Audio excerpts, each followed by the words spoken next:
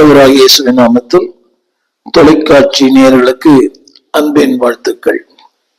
இந்த நாளின் செய்தி என்னவென்றால், தேவன் நம்முடைய வாழ்க்கையிலே என்ன செய்தார், நம்மிடத்துல என்ன எதிர்பார்க்கிறார். What God has done in our life. What does God expect in our life? திரும்ப சொல்லுகிறேன், தேவன் என்ன செய்தார், நம்முடைய வாழ்க்கையிலே எதை எதிர்பார்க்கிறார். இதுதான் இந்த நாளின் செய்தி. என்னோடு கூட சேர்ந்து வேதம் இருக்குமானால் ஒரு 10 காரியங்களை உங்களுடன் நான் பகிர்ந்து கொள்ளும்படி விரும்புகிறேன். What God has done in our life. முதலாவது, தேவன் உங்களையும் என்னை ரட்சித்த நோக்கமே அநேகரை நம் மூலமாய் ரட்சிக்கும்படியாய். ஆங்கிலத்தில் இப்படி சொல்வார்கள், God save so that we may save others. நம்முடைய நோக்கம் இல்லாமல் ஆண்டவர் என்னை ரட்சிக்கவில்லை. இந்த அனைவரும் நினைக்கிறார்கள், இது ரட்சிக்கப்பட்டிருக்கிறேன், அதுல ஒரு திருப்தி இல்லை என்பனவர்களே. ஆண்டவர் உங்களையும் என்னையும் அவர் சந்தித்தது நம்முடைய வாழ்க்கையிலே அவருடைய குறுக்கீடு என்னவென்றால், உங்கள் மூலமாய் என் மூலமாய் அநேகரை இந்த கிறிஸ்துவின் மந்தையிலே சேர்க்க முடியும் விரும்புகிறார். மத்தேயு சுவிசேஷம் 4ஆம் அதிகாரம் 19ஆம் வசனம், மத்தேயு 4:19. அந்த வார்த்தை இப்படி சொல்லுகிறது, என் பின்னே வாருங்கள், நான் உங்களை மனுஷர்களை பிடிக்கிறவராக்குவேன். அந்த வார்த்தையை பலமுறை படித்திருக்கலாம். என் பின்னே வாருங்கள், உங்களை பணக்காரராக்குவேன், அறிவாளியாக்குவேன், ஞானியாக்குவேன், மேதையாக்குவேன், கல்விவானை ஆக்குவேன், வீடு தருவேன், கார் தருவேன், பங்களா தருவேன் அல்ல. தேவன் சொல்லுகிறார், என் பின்னே வாருங்கள். The object the Lord has touched you. The object the Lord has caught. தேவன் உங்களை பிடித்த நோக்கமே அன்பானவர்களே, உங்கள் மூலமாய் என் மூலமாய் அநேகரை ஆண்டவர் பிடிக்கும்படியாய். அதற்காகத்தான் தேவன் உங்களை என்னை தொட்டார். எனவேதான் லூக்கா 22:32 சொல்லுகிறார், அதாவது நீ குணப்பட்ட பின்பு உன் சகோதரரை ஸ்திரப்படுத்து. The reason why God saved us. அந்த வார்த்தை படிக்கிறேன், நீ குணப்பட்ட பிறகு.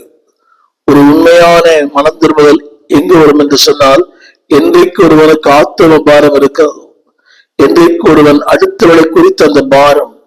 இன்றைக்கு திருச்சபைக்கு வருகிற அநேகருக்கு அந்த பாரம் இல்லை.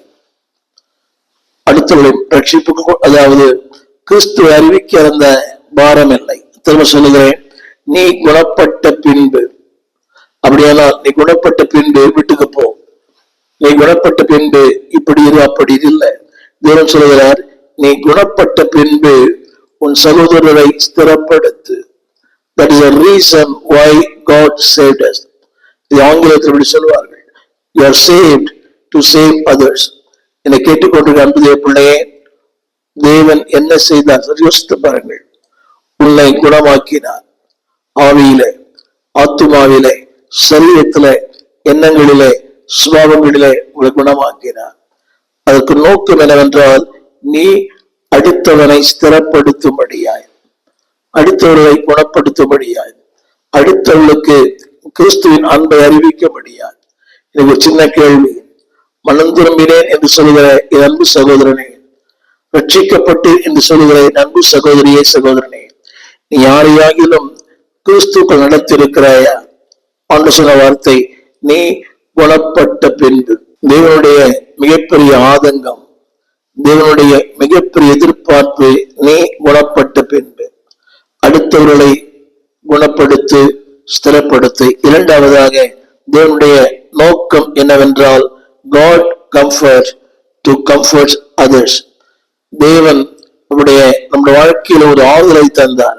வேதம் சொல்கிறது, 2 கொரிந்தியர் 1ஆம் அதிகாரம் 3ஆம் வசனம், அந்த வார்த்தை சொல்கிறது, இரக்கங்களின் பிதா, சகல ஆறுதலின் தேவன் என்று எழுதப்பட்டிருக்கிறது. யோசித்து பாருங்கள், இரக்கங்களின் பிதாவும் சகல ஆறுதலின் தேவனும். இந்த நாளிலே ஆண்டு சொல்கிற வார்த்தை, உங்களுக்கும் எனக்கும் இரக்கம் செய்தார். ஏனென்றால் நீங்கள் அடுத்தவர்களுக்கு இரக்கம் காண்பிக்க. இது ஒரு பிரச்சனை இருக்கிறது. இன்றைக்கு அடுத்தவர்களுக்கு இரக்கம் காண்பிக்கிறோம், ஆனால் தீமையை அனுபவிக்கிறோம். நம்ம வேதம் சொல்கிறது இரக்கங்களின் பிதா. அவர் என்ன செய்கிறாராம்? நமக்கு இரக்கத்தை காண்பித்தார். எசேக்கியேல் 16ஆம் அதிகாரத்துல, ரத்தல் கிடக்கிற உன்னை கண்டேன், ஒரு கண்ணும் உன்மேல் இரக்கமாயில்லை. இந்த பூமியில யாருமே நம்ம இரக்கமாயில்லை. அப்படிப்பட்ட உலகத்துல நம்மேல் இரக்கம் பாராட்டின ஒருவர், நம்முடைய அக்கிரமத்திலும் கைகுட்டி சிரித்த உலகம், நம்மை எண்ணி நகையாடின உலகம், நம்மை பார்த்து பரியாசப்பட்ட உலகம், அப்படிப்பட்ட உலகத்துல இரக்கம் செய்தார். அவருடைய இரக்கம்தான் இன்றைக்கு உங்களையும் என்னை நிலைநிறுத்தியிருக்கிறது. அடுத்து நமக்கு ஆறுதலை செய்தார். ஆறுதற்ற நேரங்கள், கலங்கிற நேரங்கள், கண்ணீர் நேரங்கள், பள்ளத்தாக்கிய நேரங்கள், அப்படிப்பட்ட நேரங்களில ஆறுதலை செய்தார். யோசித்து பாருங்கள், இரக்கங்களை செய்தார், ஆறுதலை செய்தார். எனக்கு ஒரு சின்ன கேள்வி, நண்புடைய பிள்ளையே, have you done anything for the people? அதாவது இன்றைக்கு அந்த மிஷனரிகள் தேசத்தை வந்து ஊழியம் செய்தார்களே, என்ன காரணம்? அவள் பெற்ற இரக்கம், அவள் பெற்ற ஆறுதல், இதைத்தான் மற்றவர்களுக்கு சொன்னார்கள். எனவேதான் பவுலடியான் சொல்லுகிறார் 2 கொரிந்தியர் 1:4 அதில் சொல்லப்பட்ட வார்த்தை, அந்த 1:3 இரக்கங்களின் பிதா, ஆறுதலின் தெய்வம். 2 கொரிந்தியர் 1:4 சொல்லப்பட்டிருக்கிறது, எங்களுக்கு அருளப்படுகிற ஆறுதலினாலே எந்த உபத்திரவத்திலாகிலும் அகப்படுகிறவர்களுக்கு நாங்கள் ஆறுதல் செய்ய திராணி உள்ளவர்களாய். கவனிங்கள், ஆறுதலை பெற்றவர்கள் மட்டுமல்ல, ஆறுதல் செய்கிறவர்கள். எப்படிப்பட்டவர்கள்? அது ஒரு வார்த்தை, எங்களுக்கு அருளப்படுகிற ஆறுதலினாலே. அப்படியானால் தேவன் உங்களுக்கும் எனக்கும் தந்த அந்த ஆறுதல், the comforts, the reason to comfort others. இன்றைக்கு ஆறுதல் இல்லாமல் தவிக்கிற மக்கள் ஏராளம். நாளும் தொலைக்காட்சியிலே பார்க்கிறோம், ஊடகங்களே பார்க்கிறோம். மரணங்கள், பிள்ளைகளை பறிகொடுத்த பெற்றோர், பெற்றோரை பறிகொடுத்த பிள்ளைகள், இந்த இயற்கை சீற்றங்கள். என் அன்புடைய பிள்ளையே, உங்களுக்கும் எனக்கும் தேவன் நம்மை ஆறுதல்படுத்தினார். ஒரு சின்ன கேள்வி, நீங்கள் யாரையாகிலும் ஆறுதல் படுத்திருக்கிறீர்களா? அந்த வார்த்தை, உங்களுக்கு அருளப்படுகிற ஆறுதலினாலே. அப்படியானால் அந்த ஆறுதலை தந்ததே உபத்திரவத்தில் அகப்படுகிற மக்களுக்கு ஆறுதல் செய்ய. என்னை கேட்டுக்கொண்டு அன்புடைய பிள்ளையே, சுயநலத்திற்காக அல்ல, தேவன் உனக்கு ஆறுதல் தந்தது. இன்னைக்கு அந்த ஆங்கிலத்துல கம்ஃபர்ட், அதுக்கு 2 அர்த்தம் உண்டு. அதுக்கு 2 அர்த்தம் உண்டு. ஒரு கம்ஃபர்ட் ஜோன், ஒரு வசதியான வாழ்க்கை, ஒரு மேலான வாழ்க்கை, ஒரு உயர்ந்த வாழ்க்கை. ஏன் தெரியுமா? அது சொல்லப்பட்ட என்னவென்றால், உபத்திரவங்களிலே உபத்திரவப்படுகிற மக்களுக்கு ஆறுதல் செய்ய. என்னை கேட்டுக்கொண்டிருக்கிற பிள்ளையே, உங்கள் கண்களில் எடுத்து பாருங்கள். உங்களுக்கு பக்கத்தில், உங்களுக்கு எதிரே, உங்கள் அயலகத்தார், இந்த வீதிகளிலே ஏதாவது தங்கி உறங்குகிற மக்கள் யோசித்து பார்த்திருக்கீங்களா? உலக மனிதர்கள் அதை குறித்து அவர்கள் எத்தனையும் நற்பணி செய்கிறார்கள். இன்றைய கிறிஸ்தவ உலகத்துல ஆரம்ப நாட்களிலே தான் மிஷனரிகள் செய்தார்கள் அதிகமான நற்பணிகள். இன்றைக்கு நாம் அதிகமாக நற்செய்தி அறிவிக்கிறோம், ஆனால் நற்பணிகளை செய்வதில்லை. எனவே திரும்ப சொல்வது, reason why God has given the comfortable life. உங்களுக்கு இந்த வசதியை தந்தது என்னவென்றால், அன்பானவர்களே, உபத்திரவத்திலும் ஏழ்மையிலும் வறுமையிலும் இல்லாமையிலும் அகப்பட்டு கொண்டிருக்கிற அனைவருக்கு ஆறுதல் செய்ய, வார்த்தைகளால், கிரியைகளால், உங்களை எப்படி முடியுமோ அப்படி தேவன் சொல்கிறார். அவர் அதாவது ஆறுதல் செய்ய உங்களுக்கு திராணை தருகிறாராம். எத்தனை பெரிய வார்த்தை! ஆறுதல் செய்ய, he make you to comfort. அதற்கு உங்களை தகுதியாக்குகிறார். இப்படி சொல்லப்பட்டிருக்கிறது, அதாவது அடுத்தவர்களுக்கு உதவி செய்யும்படியார். எனவேதான் அந்த வார்த்தை சொல்லப்பட்டது, ஆறுதல், அதாவது ஆறுதல் செய்யும்படியாய் உங்களை ஆற்றினார். யோசித்து பாருங்கள், நீர் மாத்திரம் இல்லை என்றால் எங்கள் துக்கத்திலே மூழ்கி இருப்போம். நீர் மாத்திரம் இல்லை என்றால் மனுஷர்கள் உயிரோடு விழுங்கி இருப்பார்கள். நீர் மாத்திரம் இல்லை என்றால் என்னுடைய வாழ்க்கை என்றைக்கோ முடிந்து போயிருக்கும். ஆனால் தேவன் சொல்கிறார், நான் உங்களுக்கு ஆறுதல் செய்தது நீங்கள் மற்றவர்களுக்கு ஆறுதல் செய்யும்படியாய்.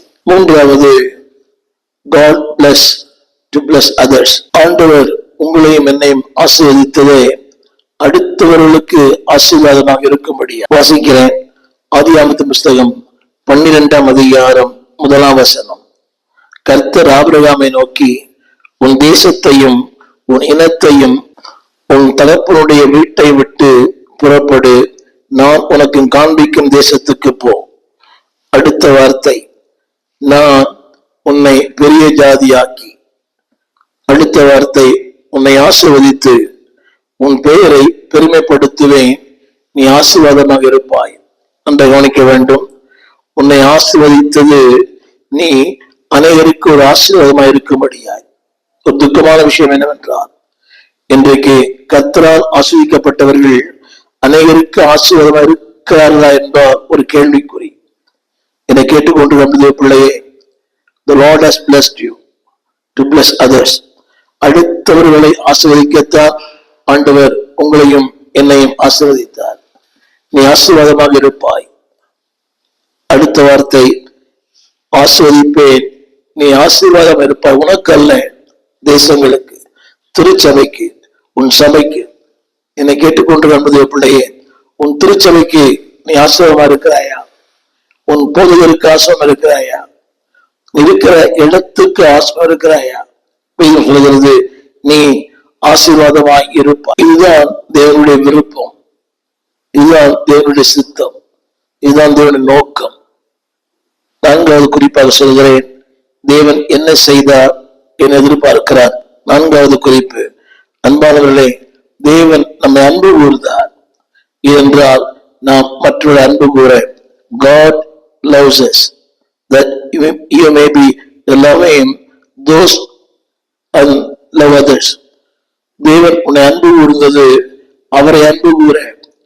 அன்பற்ற உலகத்துல அடுத்தவர்களை அன்பு கூறத்தான் கர்த்தர் உங்களை என்னை அன்பு கூர்ந்தார். திரும்ப சொல்லுகிறேன், God loves us so that we can love him and love others. அடுத்தவர்களை அன்பு கூற. அன்பில்லாத உலகம், அன்பே இல்லை. அதாவது அன்பு என்பது வார்த்தையில் இருக்கிற ஒழிய கிரியைகளில் இல்லை. உறவுகளில் அன்பு இல்லை, குடும்பங்களில் அன்பு இல்லை. தந்தால் அன்பு, தராவிட்டால் வம்பு. தேவன் சொல்கிறார், அன்பானவர்களே, 1 யோவான் 4:19 தேவன் சொல்கிறது, அவர் முந்தி நம்மிடத்தில் அன்பு கூர்ந்தபடியினால். The reason why God loved us. ஏன் தெரியுமா? அன்பில்லாத உலகத்துல அடுத்துள்ள அன்பு கூற. முதலாவது ஆண்டவரை அன்பு கூற, 2வது சக மனிதர்களை அன்பு கூற. ஒரு சின்ன கேள்வி, இன்றைக்கு சபைக்கு வருகிறார்கள், யாரும் கண்டுகொள்வதில்லை. எத்தனையோ பேர் எளியவர்கள், வறுமைக்குள் இருக்கிறவர்கள், அடுத்த வேலை ஆகாரம் இல்லாதவர்கள், இந்த அதாவது படிப்பதற்கு வசதி இல்லாதவர்கள், யாரையும் அவங்க பார்க்கறது இல்லை. திரண்ட ஆஸ்தி, உயர்ந்த கல்வி, செல்வாக்கு, யாரையும் கண்டுகொள்வதே இல்லை. நாம் கிறிஸ்துவுக்குள் வருவது காரணமே அவர்கள் காட்டின அன்பு. ஆரம்ப நாட்களில் ஒருவர், நான் ஆலயத்தில் உட்கார்ந்தேன், ஒரு வேதத்தை காண்பித்தார், ஒரு பாட புத்தகத்தை காண்பித்தார், ஒரு விசாரித்தார், எங்க இருக்கிறீர்கள், எங்கே வருகிறீர்கள். அந்த விசாரிப்பு தான் என்னை கிறிஸ்துக்குள்ளே கொண்டு வந்தது. முரட்டாட்டம் பிடித்த ஒரு மனிதன், அதை நான் முரண்டு பிடிப்பேன், வாதம் பண்ணுவேன், பட்டிமன்றங்கள் பேசுவேன், வெளிநாட்டு மதம், வெளிநாட்டு கடவுள், வெளிநாட்டு கைக்கூலிகள். ஆனால் the way they showed the love, அவருடைய அந்த அன்பு இன்னைக்கு என்னை அவருடைய பிள்ளையாய் ஒரு ஊழியனாய் மாற்றிற்று. திரும்ப சொல்லுகிறேன், God loves so that you can love others. அந்த வார்த்தையை படிக்கிறேன், அவர் முந்தி அன்பு கூர்ந்தார். ஏன் தெரியுமா? நாம் அவரிடத்தில் அன்பு கூறும்படியா. அது மட்டுமல்ல, அதே பவுலடியார் சொல்லுகிறார் 2 கொரிந்தியர் 5:14, கிறிஸ்துவனுடைய அன்பு நெருக்கி ஏவுகிறது. எனவே அவர் யோசித்து பாருங்கள், ஒரு காலத்துல கிறிஸ்துவுக்கு விரோதி, திருச்சபைக்கு விரோதி, சபைகளை பாழாக்கினவர், தேவ பிள்ளைகளை துன்பப்படுத்தினவர். ஆனால் இன்றைக்கு கிறிஸ்துவின் அன்பு அவரை சந்தித்ததோ, அவர் சொல்லுகிறார், அந்த அன்பு எங்களை நெருக்கி எழுகிறது. ஏனென்றால் எல்லாருக்காகவும் ஒருவரே மரித்திருக்க எல்லாரும் மரித்தார்கள் என்று சொல்லப்பட்டிருக்கிறது. என்னை கேட்டுக்கொண்டு வந்தது பிள்ளையே, the Lord loved you. அன்பு கூறுத நோக்கமே அடுத்த அன்பு அன்றைக்கு அன்பு முடியாத காரணங்கள் சொல்லலாம். அவர் சரியில்லை, அவர் அப்படி இவர் இப்படி, சொந்த உறவுகளை அன்பு கூற முடியவில்லை, சகோதரன் அன்பு கூற முடியல, சகோதரி அன்பு கூற முடியல, பெற்ற தாய் தகப்பர் அன்பு கூற முடியல. அதற்கு 1000 விளக்கங்களை சொல்லுகிறோம், 1000 காரணங்கள் இல்லை என்பார்களே. அந்த காரணங்களை தேவன் ஏற்றுக்கொள்வதில்லை.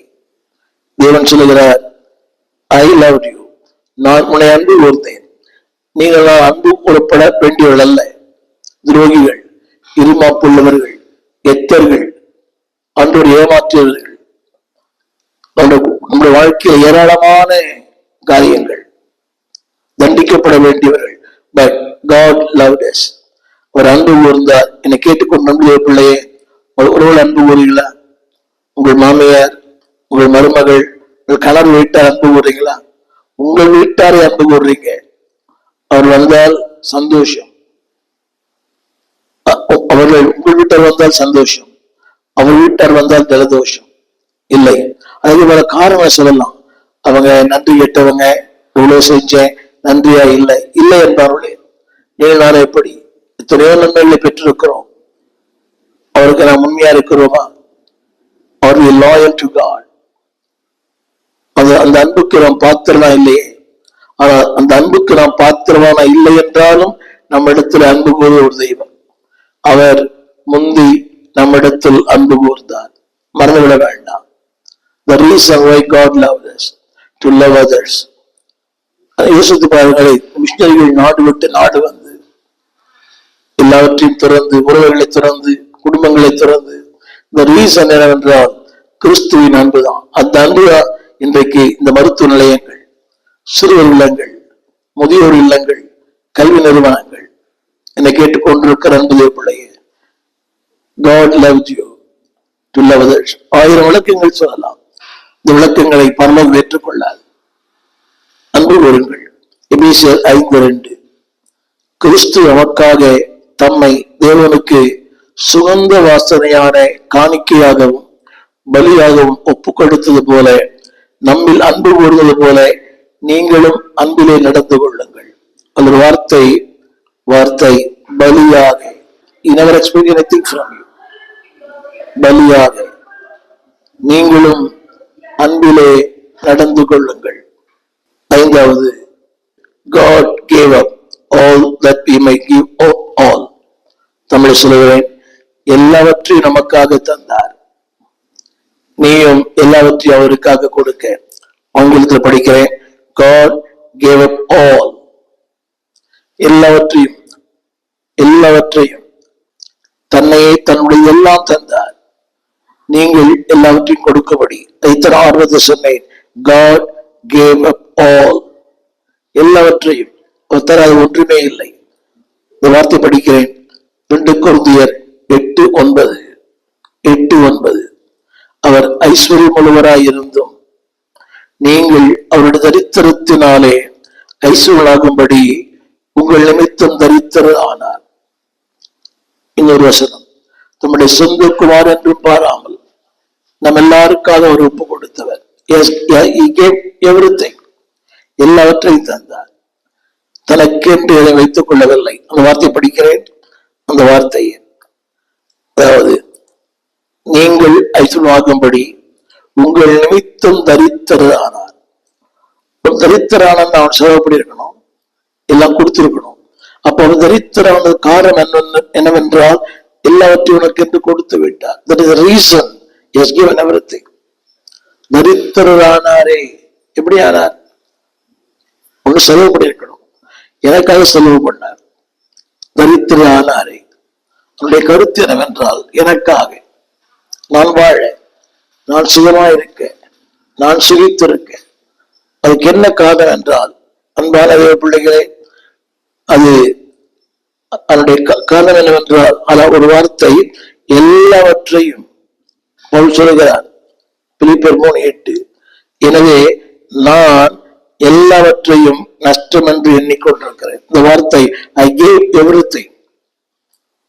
அவர் அறிகிற அறிவின் மேன்மைக்காக எல்லாவற்றையும் புரிய வைக்கிறேன். Yes, he gave all.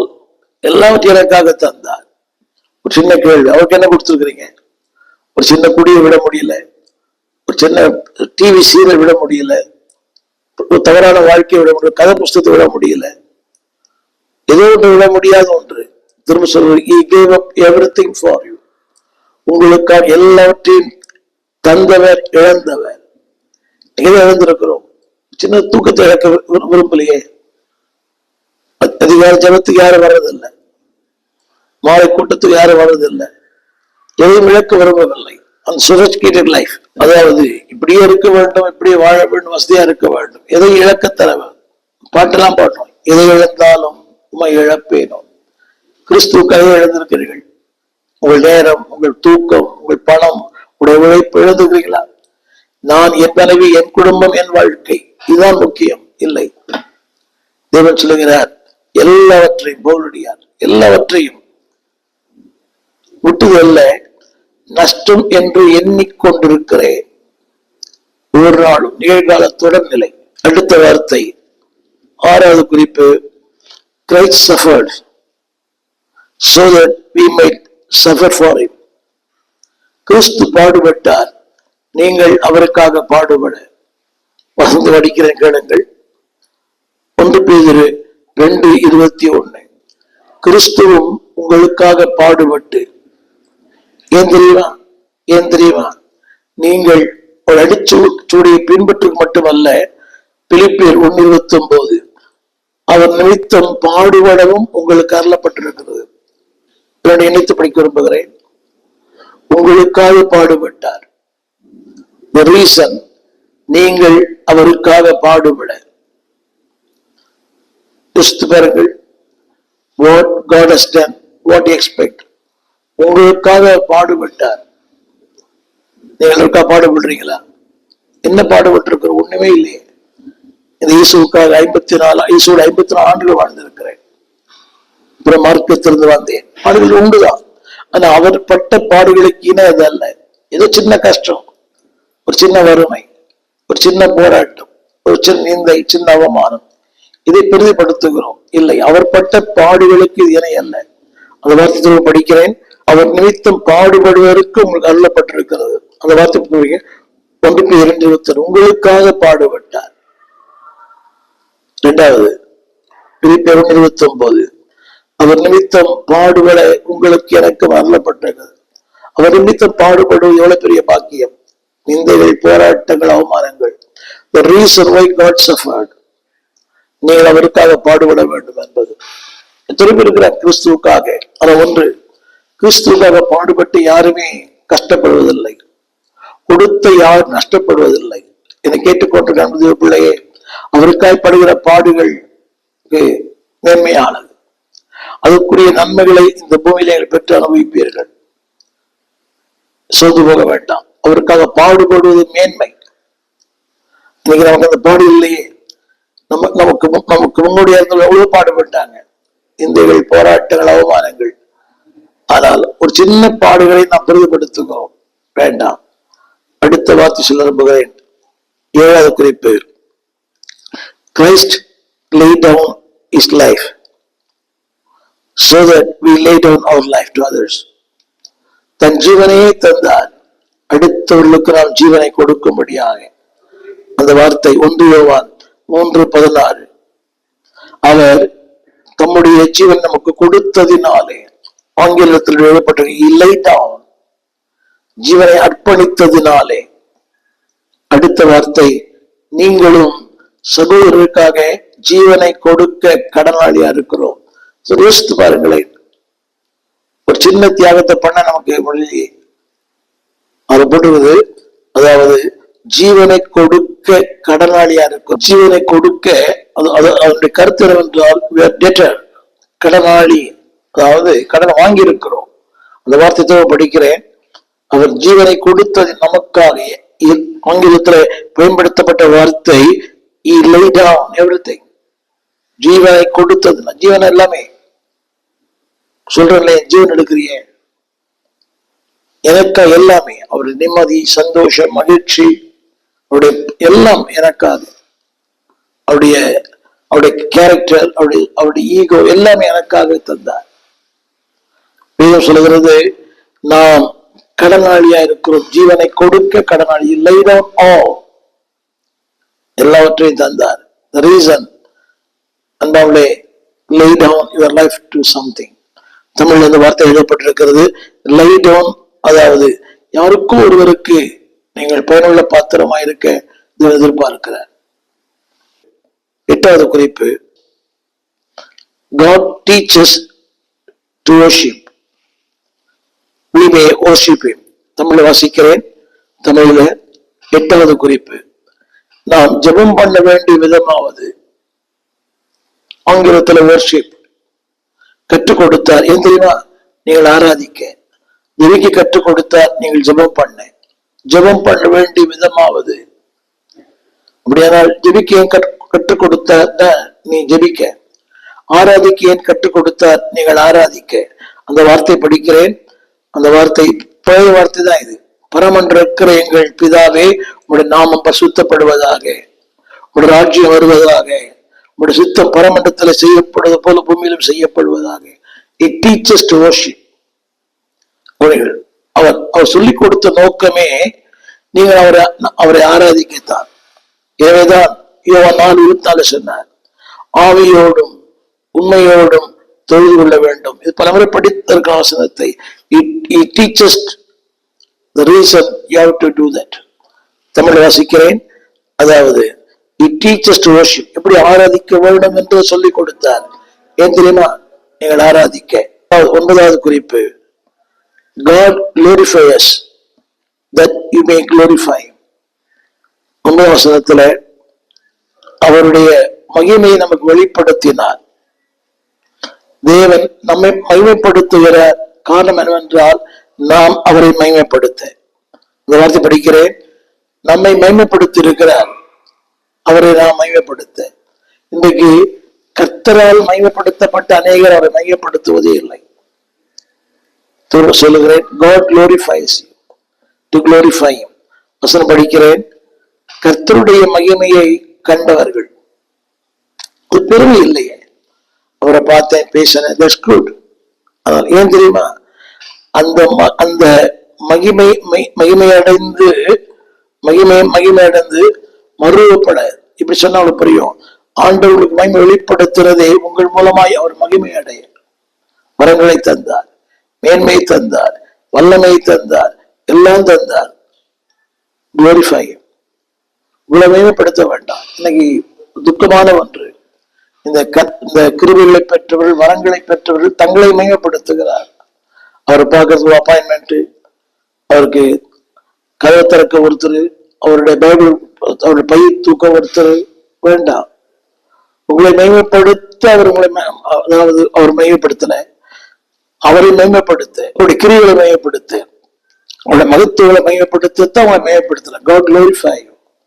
இதே ஒரு மகிமை இருக்கலாம். உலகத்தில் பேசுகிறோமே, அவர் மகிமை அடைய.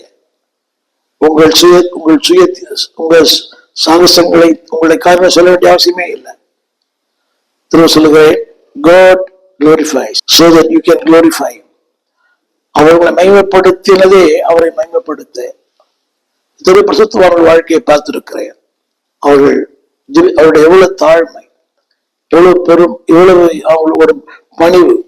இன்றைக்கு வருகிற இளம் இடத்துல இல்லாதிருப்பது ரொம்ப வருத்தமானது. ஆதாய மரங்கள் தான், மிகப்பெரிய ஹோட்டல்கள் தான், நிறைய. அதுக்கு முன்னாடி ஒரு 10 பேர் வராங்க, இப்படி இருக்க வேண்டும், இப்படி இருக்க வேண்டும், இப்படி எல்லாம் இருக்க வேண்டும், மேடை இப்படி இருக்க வேண்டும், அந்த ஸ்பீக்கர் பாக்ஸ் இப்படி இருக்கணும், அவர் தங்குகிற இடம் இப்படி இருக்கணும். இதெல்லாம் தேவையா என்பது மிகப்பெரிய கேள்வி. திரும்ப சொல்லுகிறேன், அவர் உங்களை மகிமைப்படுத்தினது நீங்கள் அவரை மகிமைப்படுத்த, அவருடைய வார்த்தையை மையப்படுத்த. ஒருவேளை ஏற்றுக்கொள்ளப்படாது. அவங்க சில சொல்றாங்க, என் தகுதிக்கு அதெல்லாம் தேவை. அதுக்குன்னு சில ஊழியர்கள், சில ரொம்ப பாவம் சிறுமைப்படுத்த. நான் ஒரு ஒரு 3 கூட்டத்துக்கு போயிருந்தேன். 13 மணி நேர பிரயாணம், 13 மணி நேர பிரயாணம். அந்த போதகர் கண்டுகொள்ளவே இல்லை. 3 வேளையுமே அவர் கடையில் வாங்கி கொடுத்தார் சாப்பாடு. வரும்போது ரொம்ப நல்லா நினைச்சுக்க, போயிட்டு வாங்க, அடுத்த வருஷம் கூட வாங்க அப்படின்னாரு. உங்களுக்கு புரிய நினைக்கிறேன், இது ரொம்ப மோசமானது. இரண்டாவதை கர்த்தரை மகிமைப்படுத்துங்க. உங்களை அவர் மகிமைப்படுத்துறதே நீங்கள் அவர் மகிமைப்படுத்துதான். கடைசியாக 10வது குறிப்பு, இங்கே அவரை மகிமைப்படுத்துங்கள், நித்தியத்தில் உங்களை அவர் மகிமைப்படுத்துவார். வாசிக்கிறேன், தேவன் யாரை அழைத்திருக்கிறாரோ அவரை மகிமைப்படுத்தி இருக்கிறார். இங்கே அவரை மகிமைப்படுத்துங்கள், அங்கே அவர் மகிமைப்படுத்துவார். 2 Thessalonians 1:10 அவருடைய சன்னிதானத்துல வல்லமை பொருந்திய மகிமையிலிருந்து நீங்கள் மகிமை அடைவீர்கள். மகிமைப்படுத்தலன்னா நித்திய அழிவாக தன்னை பெறுவீர்கள். என்னை கேட்டுக்கொண்ட முதல் பிள்ளையை, don't glorify God. இங்க அவர் மையப்படுத்தலன்னா அங்க உங்களை அவர் மையப்படுத்த மாட்டார். அதுக்கு மாறாக நடக்கும் தெரியுமா? நித்திய அழிவாகிய தண்டனை. என்னை கேட்டுக்கொண்ட கண்டதே பிள்ளையே, the reason why God, what the Lord has done in your life, என்ன செய்தார் எதிர்பார்க்கிறார். திரும்ப சொல்லுகிறேன், நம்பர் 1, உன்னை ரட்சித்தார், உன் மூலமாக அநேக ரட்சிக்க. 2வது, உன்னை ஆற்றி தேற்றினார், உன் மூலமாக அநேகரை தேற்றும்படியாக. 3வது, உன்னை ஆசீர்வதித்தார், உன் மூலமாக அநேகர் ஆஸ்வதிக்கப்பட. 4வது, உன்னை அன்பு கூர்ந்தார், நீ அநேகரை அன்பு கூற. 5வது, உனக்காக எல்லாவற்றையும் தந்தார், நீ அவருக்காக எல்லாவற்றையும் கொடுக்க. 6வது, அவர் பாடுபட்டார், நீயும் அவருக்காக பாடுபட. உனக்காக பாடுபட்டார், நீ அவருக்காக பாடுபட. 7வது குறிப்பு,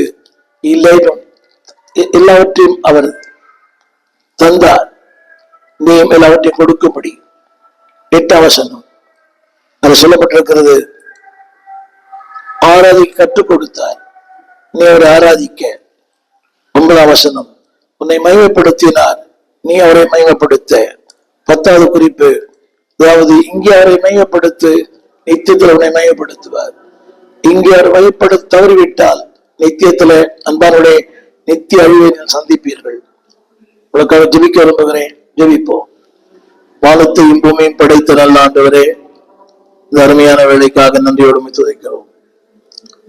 நீ செய்வது நாங்கள் செய்ய எதிர்பார்க்கிறது, எங்களோடு பேசினீர், நீ கற்றுக் கொடுத்த ஒன்றை நாங்கள் செய்ய உதவி செய்யுங்க. What you have done, what you expect, அப்படி செய்ய உதவி செய்யும். இயேசுவின் நாமத்தில் நல்ல பிதாவே, ஆமென். கேளுங்கள், அடுத்தவளை கேட்க செய்யுங்கள். God bless. எங்கள் விலாசம் போதகர் ஸ்டீஃபன் தேவகுமார், திறந்த வாசல் சபை, நம்பர் 65, பரமானந்த தெரு, 7 கிணறு, சென்னை 600001. தொடர்புக்கு 9841839287. மேலும் 04431183330. எங்கள் மின்னஞ்சல் stephenopendor@gmail.com. எங்கள் தேவ செய்திகளை யூடியூப் சேனலில் பார்த்து பயனடையுங்கள். தேவன் உங்களை ஆசீர்வதிப்பாராக.